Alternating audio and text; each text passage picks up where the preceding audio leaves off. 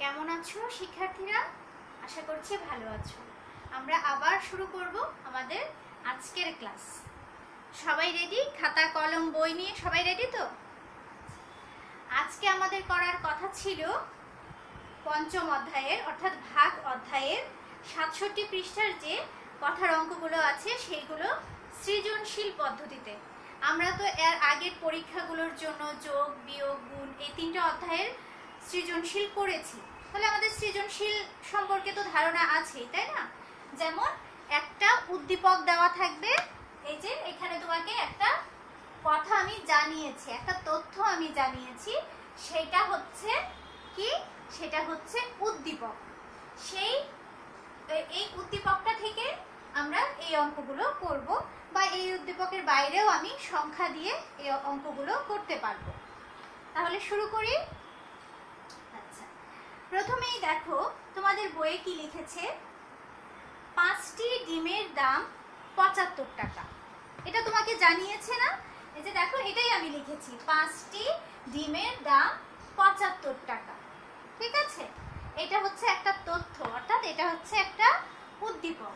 এখন আমরা প্রশ্নে চলে যাব। ক নাম্বার প্রশ্নে কি আছে দেখো, একটি ডিমের দাম কত? তোমাকে আমি কি জানিয়েছি? বইয়ে কি জানিয়েছে? 5টা ডিমের দাম। আর তোমার কাছ থেকে কি জানতে চাচ্ছি? একটা ডিমের দাম। এবার বলো তো, তোমার কাছ থেকে আমি কম জানতে চাচ্ছি নাকি বেশি জানতে চাচ্ছি? কমটা জানতে চাচ্ছি। তুমি 5টার কথা জানো? তুমি জানো কয়টার কথা? 5টার কথা। আর তোমার কাছ থেকে আমি জানতে চেয়েছি কয়টার কথা? মাত্র একটার কথা। কমটা জানতে চেয়েছি না? সেজন্য এই অঙ্কটা ভাগ হবে। যখন বেশি কিছু তোমাকে জানানো হয় আর তোমার কাছ থেকে কমটা জানতে চাওয়া হয়, তখন সেই অঙ্কগুলো আমরা ভাগ করে বের করতে পারি। তাহলে এখন আমরা শুরু করব অঙ্কগুলো করা। ক নাম্বার প্রশ্নে কি আছে দেখি। ক নাম্বার প্রশ্নে আছে, একটি ডিমের দাম কত? আচ্ছা, তোমার কাছ থেকে জানতে চেয়েছে দাম কত, তাই তো? দাম জানতে চেয়েছে। আচ্ছা বলো তো, আমরা দাম কি দিয়ে বের করি? টাকা দিয়ে না? যে প্রশ্নটা তোমার কাছ থেকে জানতে চাইবে সেই কথাটা আমরা পরে লিখব। তোমরা অনেকেই আছো যে একটা লাইন যখন লিখো, একটা বাক্য যখন সাজাও, তখন এলোমেলো হয়ে যায়, যে আগে কি লিখবো, টাকার কথা লিখবো নাকি কয়টা ডিম সেটা লিখবো, উল্টাপাল্টা হয়ে যায় অনেক সময়। সেটা যেন না হয় সেজন্য মনে রাখবে, তোমার কাছ থেকে যা জানতে চেয়েছে সেই জিনিসটা তুমি কোথায় লিখবে? পরে লিখবে। তাহলে দাম কত? দামটা আমরা টাকায় বের করি, সেই টাকাটা আমরা পরে লিখব। আগে লিখবো ডিমের সংখ্যাটা। ঠিক আছে, তাহলে প্রথমে কি লিখতে হবে? তুমি কি জানো? তুমি জানো 5টি ডিমের দাম। তুমি 5টি ডিমের দাম জানো কত বলো তো? 75 টাকা। তুমি 5টি ডিমের দাম জানো, সেটা হচ্ছে 75 টাকা। আচ্ছা, আর তোমার কাছ থেকে এখন জানতে চেয়েছে কি? কয়টা ডিমের দাম? একটা ডিমের দাম। তাহলে একটি ডিমের দাম কি হবে? কমটা জানতে চেয়েছে, যে কি হবে? ভাগ হবে। তাহলে 75 ভাগ 5 সমান সমান। এইবার ভাগ করে আমরা দেখব এর উত্তরটা কত হয়। 75 এখানে ভাগ 5। এবার বলো তো, এর আগের ক্লাসে তো আমরা ভাগ অঙ্ক শিখেই গেছি। এবার বলো তো, এখানে আগে কোন সংখ্যাটাকে আমরা দেখব? 7কে দেখব। তাহলে 7 তো 5-এর থেকে বড়, ভাগ তো হবেই নাকি? গুণে দেখি, 5 একে 5, 5 একে 5, 5 দুগুণে 10 হলে তো বড় হয়ে যেত, লেখা যেত না। আচ্ছা, এখন 7 থেকে 5 চলে গেলে থাকে 2। তারপরে কি হবে? 5কে নামাতে হবে। কত হলো? 25। তাহলে 5-এর ঘরে নামতে পড়ে দেখো কত পর্যন্ত গেলে 25 হয়? 5 5 25। তাহলে একটা ডিমের দাম কত বের হলো? একটা ডিমের দাম বের হলো 15 টাকা। এটাই হচ্ছে আমাদের প্রশ্নের উত্তর। একটা ডিমের দাম কত? 15 টাকা। ঠিক আছে, এতটুকু তো নিশ্চয়ই বুঝতে পেরেছো। আচ্ছা, এখন আমরা খ নাম্বার প্রশ্নের উত্তরটা বের করব। খ নাম্বারে কি বলেছে দেখো তো, যদি যদি 5টি ডিমের দাম 60 টাকা হয়। তুমি কি জেনেছিলে প্রথমেরটাতে 5টি ডিমের দাম 75 টাকা, তাই তো? কিন্তু এখন কিন্তু দাম চেঞ্জ হয়ে গেছে, সংখ্যাটা চেঞ্জ হয়ে গেছে। 5টা ডিমের দাম এখন কত আসছে? 60 টাকা। তবে একটি ডিমের দাম কত? এখানেও দেখো, তুমি বেশি জিনিসটার দাম জানো। তুমি কয়টার দাম জানো? 5টার দাম জানো। কত টাকা? 60 টাকা। আর তোমার কাছ থেকে কি জানতে চেয়েছে? একটার দাম। ঠিক আছে, কমটা জানতে চেয়েছে না, একটার দাম জানতে চেয়েছে। একটি দাম কত? দাম কত মানেই কি টাকা দিয়ে বের করতে হবে। তাহলে টাকাটা আমরা পরে লিখব, আর আগে কি লিখব? ডিমের কথা, কয়টা ডিম সেটার কথা। তাহলে আমি একটু শর্টে করেই দেখো, ঠিক আগের অঙ্কটার মতো। ঠিক আছে, একদম আগের অঙ্কটার মতো। এখানে হচ্ছে খ নাম্বার, 5টা ডিমের দাম। খ নাম্বার, 5টি ডিমের দাম কত? 60 টাকা। 5টি ডিমের দাম কত আমরা জানতাম? 60 টাকা, এটা আমরা জানতাম। এখন আমাদের কাছে কি জানতে চেয়েছে? একটা ডিমের দাম। তাহলে একটি ডিমের দাম কি হবে? 60 ভাগ 5 টাকা। এবার দেখি আমরা 60 কে 5 দিয়ে ভাগ করে দেখি কি হয়, আমাদের উত্তরটা কত আসে। প্রথমে আমরা কোন সংখ্যাটাকে দেখব? 6 কে দেখব। তাহলে 5 একে 5, 5 দুগুণে 10 বলে কি হতো? 6 থেকে বড় হয়ে যেত, এর জন্য বলা যাচ্ছে না। কি বললাম আমি? 5 একে 5। এবার 6 থেকে 5 চলে গেলে থাকে 1। এক তো ছোট, সেজন্য এই শূন্যটাকে আমি এইখানে নামিয়ে দিলাম। হয়ে গেল কত? 10। এইবার 5 এর ঘরে নামটা করে দেখো, 5 দুগুণে 10। তাহলে একটা ডিমের দাম কত টাকা বের হলো? 12 টাকা। উত্তর 12 টাকা। ঠিক আগের অঙ্কটার মতোই, শুধুমাত্র এখানে কি চেঞ্জ হয়েছে? সংখ্যাটা। যেহেতু প্রশ্নে আমাদের সংখ্যা চেঞ্জ করে দিয়েছে, তাই সংখ্যাটা চেঞ্জ হলো। আচ্ছা, এখন আমরা চলে যাব গ নাম্বার প্রশ্নের উত্তর করার জন্য। গ নাম্বারে কি বলেছে? গ নাম্বারে বলেছে এক হালি ডিমের দাম। এক হালি। এক হালি কি? কয়টাতে এক হালি হয় বলো তো? 4টাতে এক হালি হয়। এটা আমরা আগে থেকেই জানি না? আগে থেকেই তো জানি। সেই জন্য আমরা এখন কি লিখবো এখানে? আমরা জানি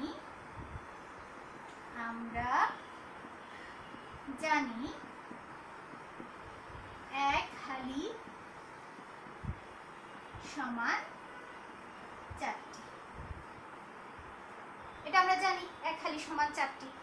এবার দেখো, এক হালি সমান 4টি। এখানে তোমাকে কি বলেছে? এক হালি ডিমের দাম 40 টাকা। বলো তো 40 টাকা, তাহলে কয়টার দাম হলো? কয়টার কথা তুমি জানো? এক হালি মানে 4টি।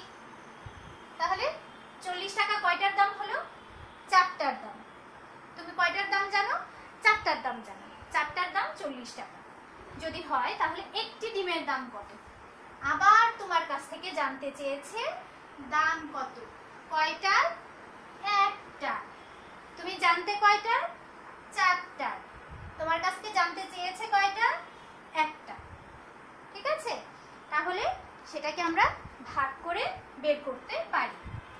কি লিখবো তাহলে? লিখবো 4টি ডিমের দাম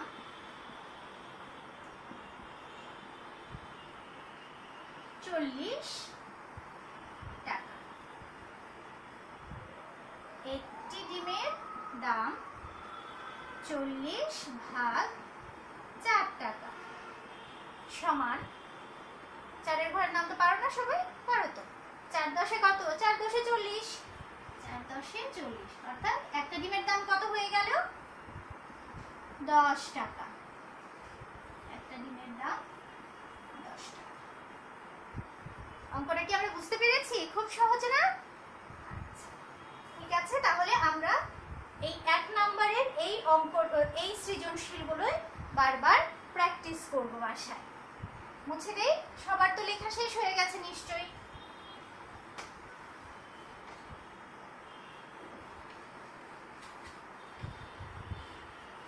এইবার আমরা শুরু করব আরেকটা অঙ্ক, 2 নাম্বার অঙ্কটা।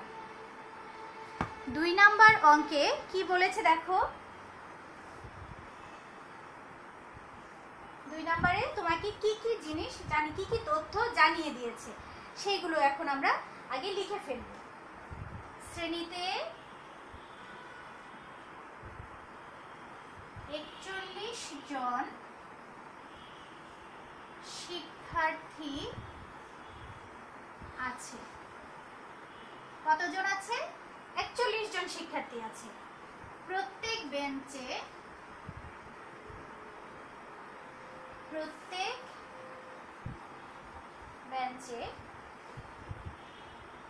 3 জন করে শিক্ষার্থী বসতে পারে।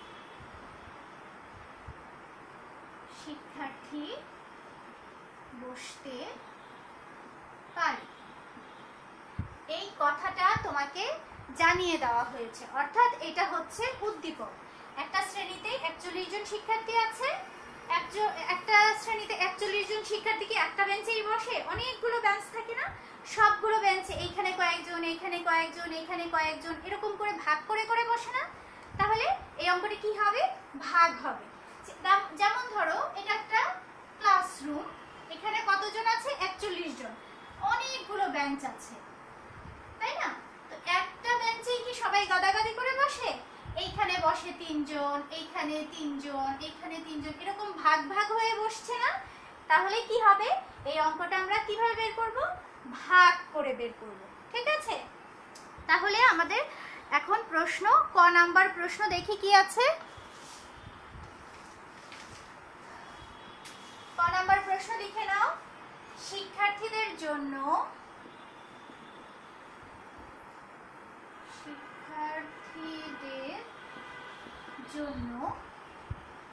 কতগুলো বেঞ্চ প্রয়োজন? কতগুলো বেঞ্চ প্রয়োজন? আচ্ছা, শিক্ষার্থীদের জন্য কতগুলো বেঞ্চ প্রয়োজন? অনেকগুলো বেঞ্চ লাগবে এতগুলো স্টুডেন্টের বসার জন্য। তো কতগুলো লাগবে সেটা এখন আমাদেরকে জানতে হবে। আচ্ছা, বলো তো একটা বেঞ্চে কতজন বসেছিল? একটা বেঞ্চে বসেছিল 3 জন। তাহলে আমরা আগে এই উত্তরটা লিখে নিই, তারপরে আবার প্রশ্ন লিখবো, না হলে জায়গা নাও হতে পারে। আচ্ছা, 3 জন বসে কতটিতে? তোমাদেরকে দেখো কি বলেছে, কতগুলো বেঞ্চ প্রয়োজন। বেঞ্চের কথা জানতে চেয়েছে না? তাই আমরা বেঞ্চের কথাটা পরে লিখছি। 3 জন বসে একটি বেঞ্চে। 3 জন বসে একটি বেঞ্চে। আর আমাদের স্টুডেন্ট কয়জন? 41 জন। 41 জন বসে 41 ভাগ 3 বেঞ্চ। এবার দেখি ভাগ করে কি হয়। 41 ভাগ 3। আচ্ছা, আমরা এভাবে না নিচে নিচে করে করব। তাহলে 3 এর ঘরের নামটা যে গুনবো, কাকে আগে দেখবো? আগে 4 কে দেখবো। তাহলে 3 একে 3। এখানে যদি আমি বলতাম 3 দুগুণে 6, তাহলে 4 এর থেকে বড় হয়ে যেত, হতো না। তাই 3 একে 3, 4 থেকে 3 চলে গেলে 1। এখন এই একটাকে এখানে নামাতে হবে। কত হলো? 11। 3 3 9, 3 4 12। তাহলে কি হয়ে গেল? 3 4 হবে না, 3 4 12 হবে না, 12 বড়। তাহলে 3 3 9। আর থাকলো কি অবশিষ্ট 2, তাই না? তাহলে লাগবে হচ্ছে 13টি বেঞ্চ, অবশিষ্ট থাকবে 2 জন শিক্ষার্থী। ঠিক আছে, 3 জন বসবে একটা বেঞ্চে, 41 জনের বসার জন্য 13টা বেঞ্চ লাগবে, তারপরেও 2 জন শিক্ষার্থী অবশিষ্ট থাকবে। এতটুকু কি আমরা করে ফেলেছি? তাহলে এখন আমরা চলে যাচ্ছি খ নাম্বার প্রশ্নে।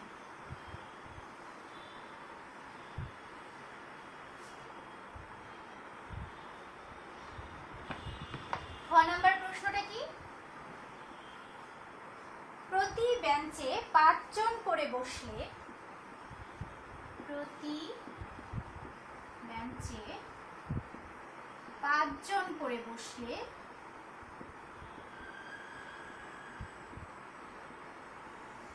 কতটি বেঞ্চ লাগবে? কতটি বেঞ্চ লাগবে? আগের প্রশ্নে আমরা কি দেখেছিলাম? একটা বেঞ্চে কতজন করে বসে? একটা বেঞ্চে বসে 3 জন করে। প্রত্যেক মানে কি? প্রত্যেক মানে হচ্ছে একটি বা একজন। আচ্ছা, আর এখন প্রতি বেঞ্চে মানে একটি বেঞ্চে কতজন করে বসছে? 5 জন করে বসে।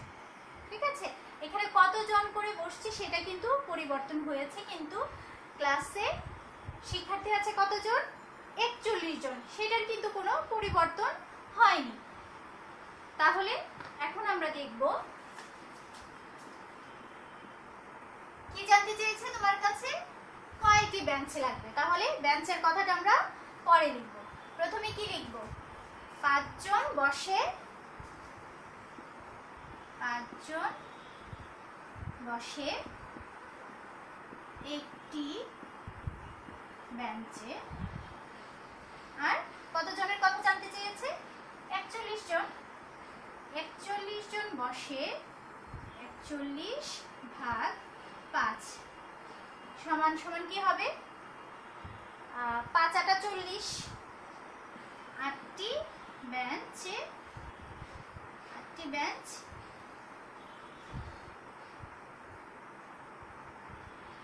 আর অবশিষ্ট থাকে 1 জন। ঠিক আছে, এই হচ্ছে আমাদের খ নাম্বার প্রশ্নের উত্তর। এখন আমরা গ নাম্বার করব।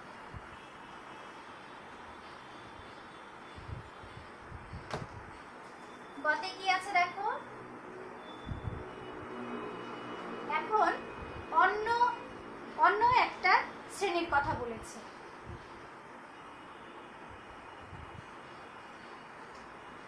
অন্য একটি শ্রেণীতে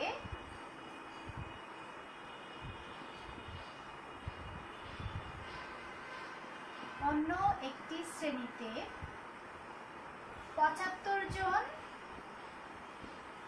শিক্ষার্থী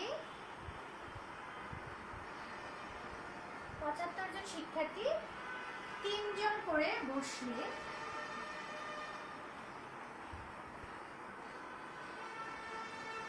75 জন শিক্ষার্থী যদি 3 জন করে বসে তাহলে কতটি বেঞ্চ লাগবে? প্রথমে প্রশ্নটাতে আমাদের যে উদ্দীপকটা দেওয়া ছিল সেখানে শিক্ষার্থী কতজন ছিল? 41 জন। এখন দেখো গ নম্বরে কিন্তু শিক্ষার্থীর সংখ্যা পরিবর্তন হয়ে গেছে। কতজনের কথা বলা হয়েছে? 75 জনের কথা বলা হচ্ছে। আচ্ছা, আর প্রতি বেঞ্চে 3 জন করে বসে। একটা ক্লাসের একটা বেঞ্চে যদি 3 জন করে বসে তাহলে এই 75 জন শিক্ষার্থী কতগুলো বেঞ্চে লাগবে বসতে? দেখি কি হবে। যেহেতু তোমার কাছে বেঞ্চের কথা জানতে চেয়েছে, বেঞ্চটাই তো আমরা পরে লিখবো, তাই না? আচ্ছা, 3 জন বসতে পারে, বসতে লাগে লিখি।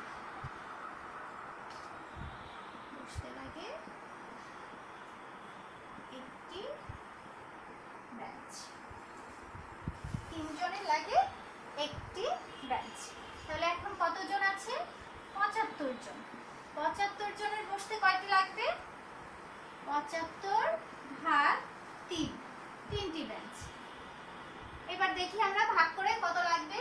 75 কে ভাগ করলে 3 একে 3, 3 দুগুণে 6, 3 তিরিকা 9। তাহলে কোন পর্যন্ত দিব? 2 পর্যন্ত। 3 দুগুণে 6, তারপরে 7 থেকে 6 চলে গেলে 1। তাহলে তো যাচ্ছে না, এই 5 আমরা এখানে নামিয়ে নিলাম, হলো 15। 3 5 15, 15। তাহলে কতটি বেঞ্চ লাগবে? 25টি বেঞ্চ। কতটি বেঞ্চ লাগবে? কতজন? 75 জনের বসতে 25টি বেঞ্চ।